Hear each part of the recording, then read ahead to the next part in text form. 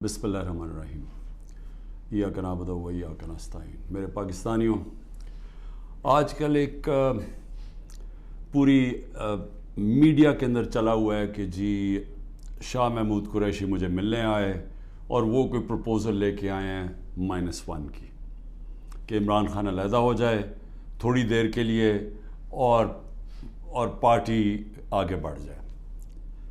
تو میں آپ سب کے لیے پہلے تو شاہ محمود کوئی اس طرح کی پروپوزل نہیں لے کے آئے، اور بات چیت ہوئی کہ ان کا جیل میں ٹائم گزرا، کس سے ملے، ہمارے کئی لوگ تھے جو ان سے ملنے آئے، تو وہ سب کی بات چیت ہوئی اور پھر آگے ہم نے کرنا کیا۔ لیکن میں آپ سب کو ذرا سمجھانا چاہتا ہوں کہ 2 طرح کی پالیٹکس ہیں، یہ آپ نے بڑا ضروری سمجھنا ہے، کیونکہ ایک پالیٹکس میں یہ -1 چلتا ہے۔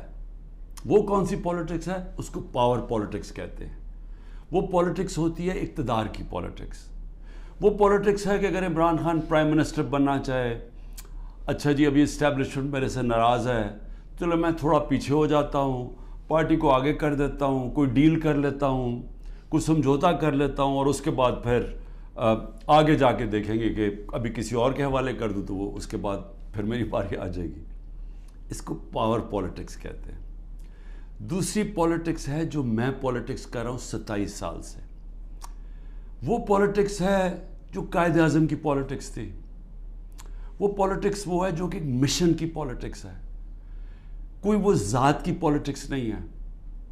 وہ پالیٹکس وہ ہے جو ہم سارے مسلمان انسپائر ہوتے ہیں ہماری نبی صلی اللہ علیہ وسلم سے، کہ انہوں نے بھی ایک مدینہ کی ریاست سنبھالی تھی، انہوں نے بھی مشکل وقت گزارا تھا، اور اس کے بعد انہوں نے دنیا کی تاریخ کا سب سے بڑا انقلاب لے کے آئے تھے۔ اور ہم تو کبھی ان کے اپنا سوچ نہیں سکتے کہ ان کے جوتوں کی مٹی کے قریب بھی ہوں، لیکن قرآن میں ہمیں حکم ہے کہ ان کی زندگی سے سیکھو، ان کی سنت سے سیکھو۔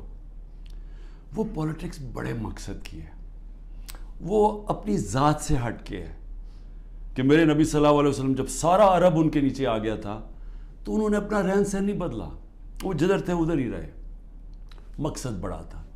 تو ہم تو ان سے انسپائر ہوئے ہیں۔ میں تو نہ پالیٹکس میں آتا ہی نہ کبھی، تو میں نے جو انصاف کی تحریک شروع کی تھی، یہ مدینہ، اور کہا تھا کہ اسلامی فلاحی ریاست ہمارا مقصد ہے۔ ہم مدینہ کی ریاست سے انسپائر ہوئے تھے، ہم ان کی سنت سے انسپائر ہوئے تھے کہ جو وہ انقلاب لے کے آئے تھے۔ اور وہ جو انصاف ہے، یہ بار بار پلیز میری بات سن لیں، انصاف، سارے اللہ کے پیغمبر اس دنیا میں انصاف کی بات کرنے آئے تھے۔ انصاف کیوں اتنی اہمیت رکھتا ہے؟ کیونکہ انسانوں کو انصاف آزاد کرتا ہے۔ فرعون کیوں قرآن میں برا سمجھا جاتا ہے؟ انسانوں کو غلام بنایا تھا اس نے ظلم کر کے۔ کیوں نبی صلی اللہ علیہ وسلم دنیا کا انقلاب لے کے اور چھوٹے سے انسانوں کو بڑے انسان بنا دیا؟ کیونکہ انصاف سے آزاد کر دیا۔ لا الہ الا اللہ نے لوگوں کو آزاد کر دیا۔ تو جو میری تحریک تھی انصاف کی، وہ اصل میں آزادی کی تحریک تھی، کیونکہ انصاف آئے گا تو لوگ آزاد ہوں گے۔ اور جو میرا سارا تجربہ تھا دنیا کا، جو مغرب کو میں نے دیکھا، تو وہاں کیوں لوگ جاتے ہیں نوکریوں کے لیے؟ کیوں وہاں خوشحالی ہے؟ کیونکہ لوگ آزاد ہیں۔ لوگ آزاد کیوں ہیں؟ کیونکہ وہاں انصاف ہے، رول آف لا ہے، حقوق کی ان کا انصاف کا نظام میرے حقوق کی حفاظت کرتا ہے۔ وہاں یہ حرکتیں نہیں ہو سکتی جو پاکستان میں ہوتی رہی ہیں۔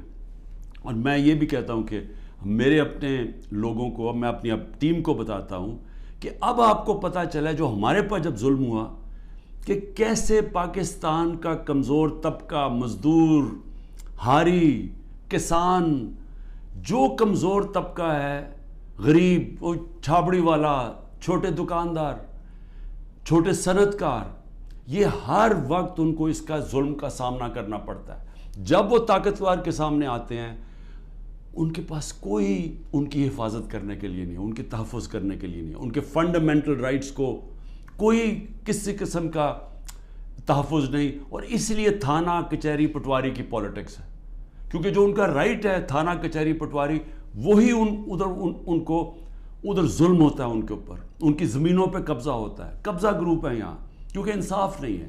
تو یہ میری ساری موومنٹ شروع ہوئی تھی تب 27 سال پہلے. یہ میری موومنٹ تب تک رہے گی جب تک میں زندہ ہوں، جب تک ہم اس ملک میں حقیقی آزادی، انصاف لے کے حقیقی آزادی نہیں لے کے آتے. اب یہ جب مجھے یہ کہتی ہیں چیزیں کہ جی وہ -1 کیسے ہوگا؟ جو آدمی ایک تحریک پہ 27 سال سے لگا ہوا ہے، ایک ملک کے اندر ایک جدوجہد کر رہا ہے، تو وہ کیا وہ ڈیلز کرے گا؟ کیا اس کو کیا چیز اس کو خریدے گی؟ بتائیں میرے ضمیر کی کیا قیمت ہے؟ کیا پرائم منسٹرشپ قیمت ہے کہ اگر آپ یہ کر دیں تو آپ کو پرائم منسٹر میں تو پرائم منسٹر بن چکا ہوں. اور میں نے جب پرائم منسٹر بنا میں نے ایک بات کہی کہ اگر پھر وہ مجھے 2018 کا موقع ملتا میں سیدھی الیکشن پھر سے کرواتا، کیونکہ جو میں انصاف لانا چاہتا ہوں اور طاقتور کو قانون کے نیچے لانا چاہتا ہوں وہ آئی تب سکتا ہے جب آپ کے پاس طاقت ہو. تو جب ایک کمزور ایک کولیشن گورنمنٹ، وہ اس پہ کیسے طاقت ہوگی کہ اس ملک میں انصاف قائم کرے؟ تو میں نے اس لیے بار بار میں نے کہا، میرے سے جب لوگوں نے پوچھا کہ آپ نے کیا غلطی کی، میں نے کہا میں نے غلطی یہ کی کہ مجھے شروع میں الیکشن کروا دینے چاہیے تھے، اور کمزور گورنمنٹ سے میں وہ اصلاحات جو لانا چاہتا تھا وہ نہیں لا سکتا تھا. تو اب میں آپ کو بتاؤں کہ جس طرح کی حرکتیں ہو رہی ہیں میرے لوگوں کے اوپر، میں اس لیے یہ آپ کے سامنے رکھنا چاہتا ہوں کہ آزاد معاشروں کے اندر یہ نہیں ہو سکتا. یہ صرف غلاموں کو ہوتا ہے. یہ صرف فرعون ایسی حرکتیں کرتا تھا لوگوں کے اوپر دہشت پھیلانے کے لیے، جو آج ہمارے پہ ہو رہا ہے. اور میں سارے پاکستانیوں کو کہنا چاہتا ہوں، جو اس وقت یہ پی ڈی ایم والے بھی بیٹھے ہوئے ہیں، یہ جو آپ تماشا دیکھ رہے ہیں، یہ یاد رکھیں کہ یہ آج ہمارے پہ ظلم ہو رہا ہے، یہ ظلم آپ کے اوپر بھی ہوگا جب ایک ملک کے سارے انصاف کے اداروں کو، جب ان کو استعمال کیا جاتا ہے، حکومتی اداروں کو استعمال کیا جاتا ہے ایک پارٹی کو ختم کرنے کے لیے اور ان کے لوگوں کے اوپر دہشت پھیلانے کے لیے. تو یہ سسٹم پھر جاتا نہیں ہے، کوئی بھی سنبھال کے یہ سسٹم اگر آج ہمارے حقوق نہیں، اگر ہمارے فنڈامنٹل رائٹس نہیں ہیں تو یہ اب کل آپ کے بھی نہیں ہوں گے. فنڈامنٹل رائٹس تو ایک قوم کے حفاظت ہوتے ہیں نا، ان کو ہیومن رائٹس کہتے ہیں. یہ ہیومن رائٹس سارے ملک کے ہوتے ہیں. یہ نہیں ہوتا کہ ایک طبقے کے آپ ہیومن رائٹس لے لیں اور وہ طبقہ کیا ہے؟ ملک کی سب سے بڑی جماعت جس کا سب سے بڑا ووٹ بینک ہے. اگر آپ اس کے ہیومن رائٹس آج وائلیٹ کر رہے ہیں تو اس کا مطلب ہیومن رائٹس نہیں ہے، کیونکہ ہیومن رائٹس کو تو ایک ملک کی عدلیہ اس کی حفاظت کرتی ہے.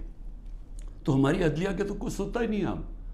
ہماری عدلیہ نے تو سپریم کورٹ کہتا ہے الیکشنز ہوں گی 14 مئی کو آئین کے مطابق، گورنمنٹ پرواہی نہیں کرتی.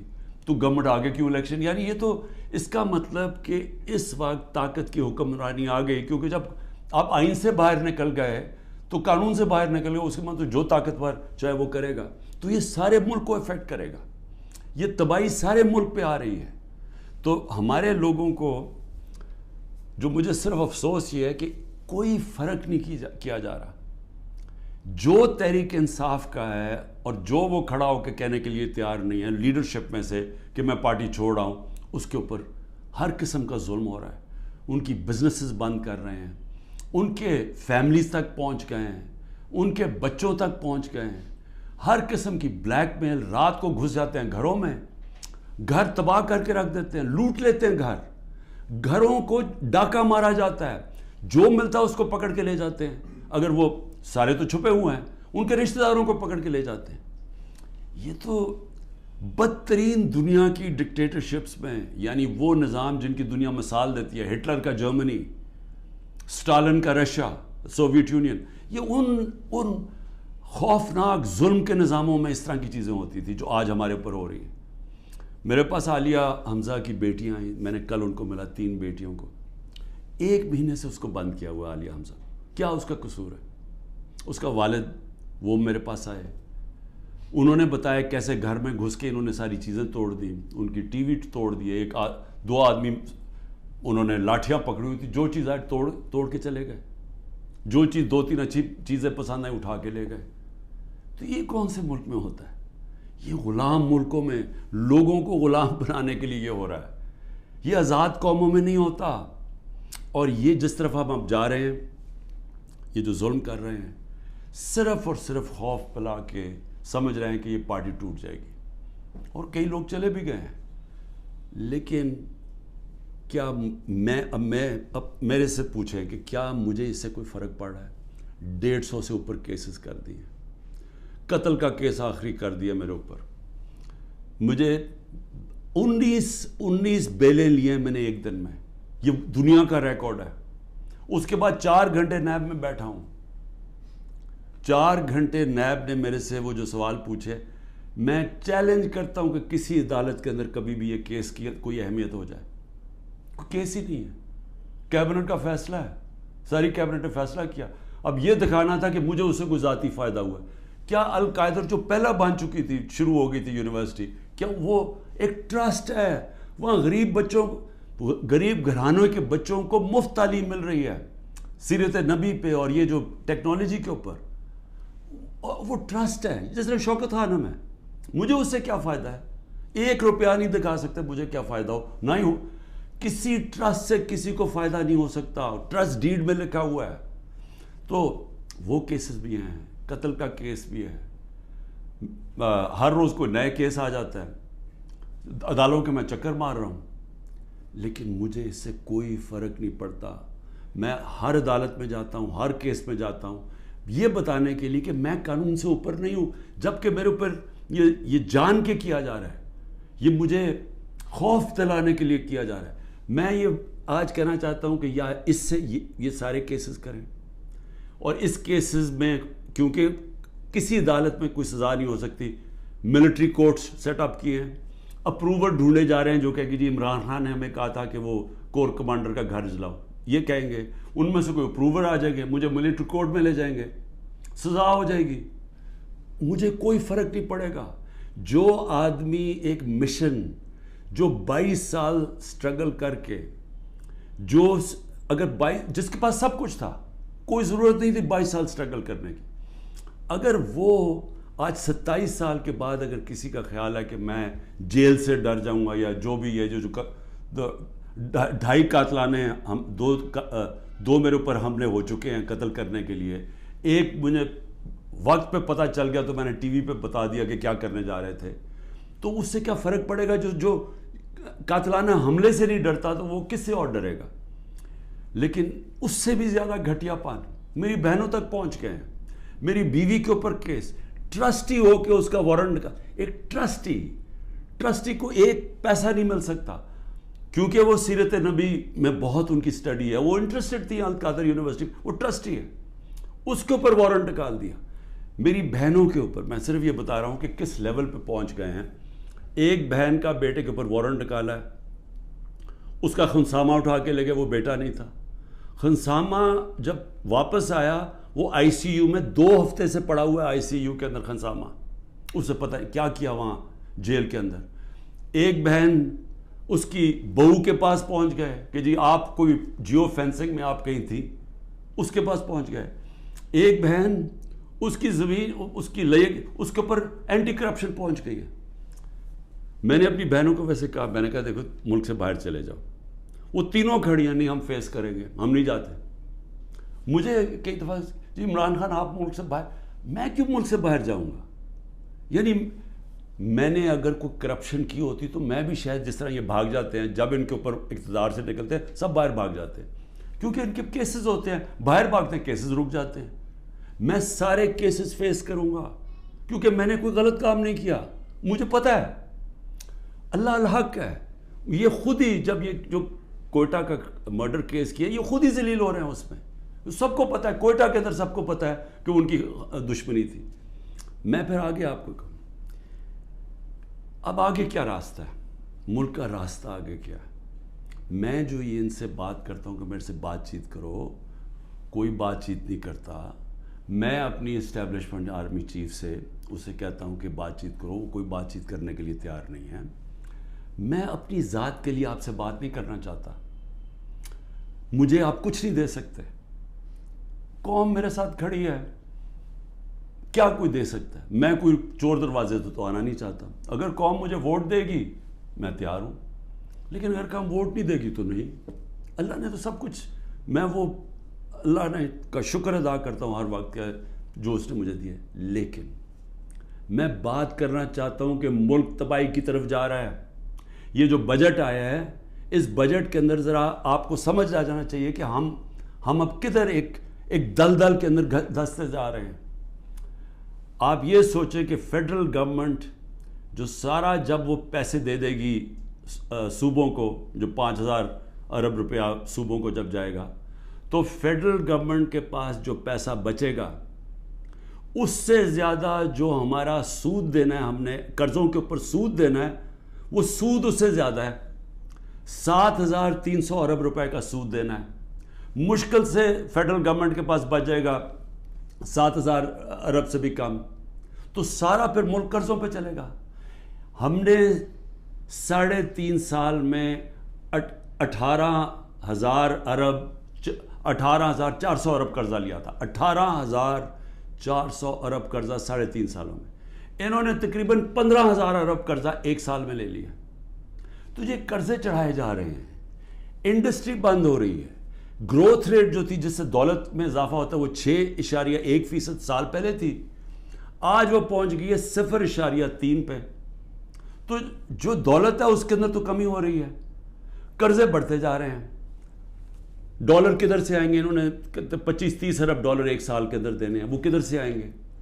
تو میں آج اس لیے یہ سوال پوچھ رہا ہوں کہ کوئی تو روڈ میپ ہوگا نا. ابھی تو روڈ میپ یہ ہے کہ کسی نہ کسی طرح عمران خان کو ختم کرو، اور اگر P T I Imran Khan سے تو اس کو ختم کرو. تو ابھی تو یہ ون پوائنٹ ایجنڈا، ساری ایجنسیز، سب کچھ، سارے ملک کے ادارے وہ اسی پہ لگے ہوئے ہیں کام کرنے. لیکن میں سوال کچھ اور پوچھ رہا ہوں. میں یہ نہیں کہہ رہا کہ کریں، ہم کھڑے ہیں.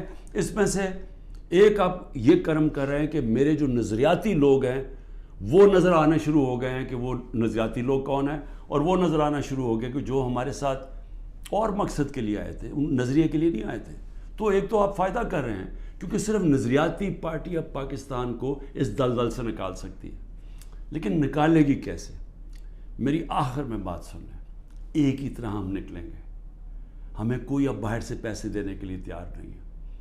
ہمارے جو دوست ملک ہیں وہ بھی پیسے دینے کے لیے نہیں تیار. میرے لیے جو سب سے زیادہ شرمندگی ہوتی تھی کہ جب میں اپنے دوست ملکوں سے پیسے مانگنے گیا ملک کے لیے، کیونکہ دیوالیہ نکلا ہوا تھا ہمارا. تو اس وقت ملک ہمارے پاس تو سب سے بڑا بیرونی خسارہ چھوڑ کے گئے تھے یہ نون لیگ والے، یہ اسحاق ڈار. تو ان سے پیسہ مانگنا سب سے شرمندگی تھی. اب کیسے نکلنا ہے میں آپ کو بتاتا ہوں کیسے نکلنا ہے. اس میں ایک سورس ہے اوورسیز پاکستانی. یہ یاد رکھ لیں، بیرون ملک پاکستانی آپ کو نکالیں گے ادھر سے. اور بیرون ملک پاکستانی کیسے نکالیں گے؟ میں نے پھر سے آپ کو کہتا ہوں کہ 16,000 پاکستانی امریکن ڈاکٹرز، ان کی نیٹ ورتھ 200 ارب ڈالر ہے. ہم آئی ایم ایف سے 6 ارب ڈالر کی پیچھے ان کے منتیں کر رہے ہیں کہ کسی طرح دے دیں ہمیں. 200 ارب ڈالر ان کی ہے، یہ صرف 16,000 ہے. 1 کروڑ باہر پاکستانی بیٹھا ہوا ہے. اگر ہم کسی طرح ان کی انویسٹمنٹ لیں، وہ یا سرمایہ کاری شروع کر دیں بجائے دبئی میں کرنے میں اور دنیا میں اور ملکوں میں کر رہے ہیں، اگر وہ سرمایہ کاری شروع کر دیں، آپ یقین کریں یہ ملک اتنی تیزی سے اٹھ سکتا ہے کیونکہ ڈالر اندر آنے شروع ہوں گے، نوکریاں ملیں. اور وہ آنا شروع ہو گیا تھا. ہمارے آخری دنوں میں پیسہ اوورسیز، روشن ڈیجیٹل اکاؤنٹ کیا تھا اوورسیز پاکستان 1.5 سال کے اندر 5.5 ارب ڈالر پہنچ گیا تھا. اوورسیز پاکستانیوں نے انویسٹمنٹ پلانز بنا لیے تھے. ہماری یہ جو راوی پروجیکٹ اور یہ جو بنڈل آئلینڈ کا پروجیکٹ تھا، وہاں باہر کی کمپنیز، بڑی بڑی کمپنیز آ رہی تھیں ڈالر انویسٹ کرنے کے لیے جب انہوں نے این او سی واپس لے لیا سندھ گورنمنٹ میں. دیکھیں، بچانا اس ملک کو اوورسیز پاکستانی. جب چائنا نے اور ہندوستان نے اپنی اکانومی کھولی تو اوورسیز چائنیز اور اوورسیز ہندوستانیوں نے پہلے انویسٹ کیا تھا.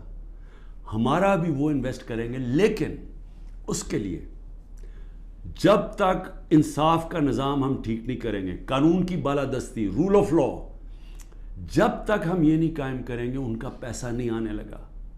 تو چیلنج اب کیا ہے؟ رول آف لا ہم نے ختم کر کے رکھ دیا. پہلے 140 ملکوں میں سے پاکستان 129 تھا رول آف لا میں. اب جو یہ انہوں نے کریک ڈاؤن کیا اب تو یہ بالکل ہی نیچے گر گیا ہے, اب تو وہ بنانا ریپبلک بن گیا ہے. تو جب رول آف لا ہی نہیں ہے انویسٹمنٹ کیسے آئے گی؟ انویسٹمنٹ نہیں آئے گی, دولت میں اضافہ کیسے ہوگا؟ یہاں تو اس وقت پاکستانی پیسہ باہر بھیج رہے ہیں, پاکستانی ڈالر لے کے بیٹھے ہوئے ہیں کیونکہ وہ کسی کو اعتماد ہی نہیں ہے.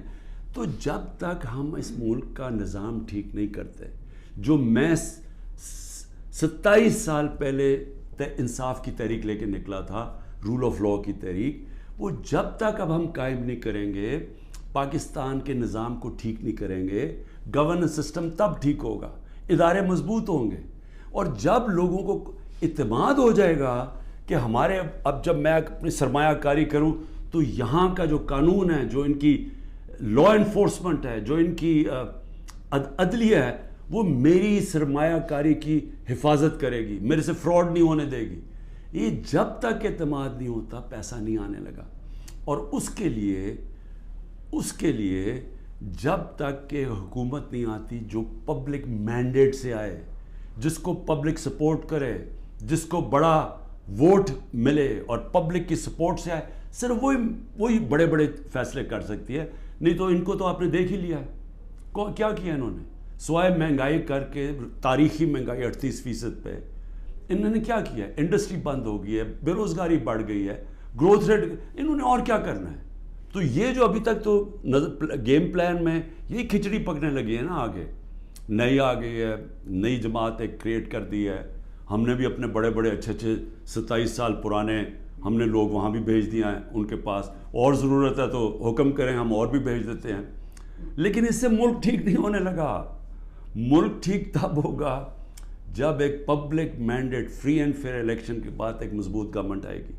اور میں اپنی اسٹیبلشمنٹ کو آج پھر سے کہتا ہوں, نظر ثانی کرے, ملک تباہی کی طرف جا رہا ہے. اور جب یہ تباہی جس طرف جا رہا ہے اور IMF کی اگلی کنڈیشنز آئیں گی, جس طرح انہوں نے مصر اور سری لنکا میں انہوں نے کنڈیشن لگائی, وہ کیا ہے کہ فوج کا بجٹ کام کرو, دونوں جگہ انہوں نے کہا. تو یہ تو ہم ادھر جا رہے ہیں کہ ہم اپنی سیکیورٹی اینڈ میں کمپرومائز کریں گے, اور ایک دفعہ سیکیورٹی کمپرومائز ہوگی اس ملک کی تو ہمارے جو دشمن بیٹھے ہیں وہ ملک توڑنے کے لیے تیار ہیں.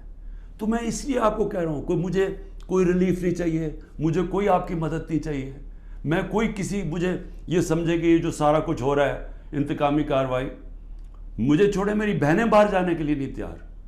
وہ تو عورتوں کے اوپر تو کبھی اس ملک میں ایسے نہیں ہوا, لیکن ملک نیچے جا رہا ہے. اور اس لیے وقت کم ہے, جس طرح دن بڑھتے جا رہے ہیں ہم اور اپنے ملک کو تباہی کی طرف لے کے جا رہے ہیں. صرف قانون ختم ہو چکا ہے. کسی کو اس وقت پھر سے میں کہتا ہوں, جب عدلیہ اپنے فیصلے نہیں کروا سکتی, جب آئین کی کوئی پرواہ نہیں کر رہا, جب پولیس کھلے عام گھروں میں گھس کے لوگوں کے گھر لوٹ رہی ہے اور اٹھا کے لے کے لوگوں کو جا رہی ہے, کلیکٹیو پنشمنٹ دے رہی ہے, تو اس ملک میں تو اب باہر کے لوگ کیا سوچ رہے ہوں گے؟ بتائیں نا, بیرون ملک پاکستانی جو آپ کا بڑا اثاثہ ہے وہ کیا سوچ رہا ہوگا؟ وہ کوئی سوچے گا کہ پاکستان میں پیسہ لگانا ہے؟ تو اگر انہوں نے نہیں لگانا تو اور تو اس وقت کوئی ہے نہیں. جب تک ہم ملک کی ایکسپورٹس نہیں بڑھاتے, وہ تو ٹائم لگے گا کہ ہم اپنی ڈالر انکم بڑھائیں. تو اس میں تو صرف ایک ہی انٹرم میں تو صرف اوورسیز پاکستانی مدد کر سکتے ہیں. شکریہ. پاکستان زندہ باد.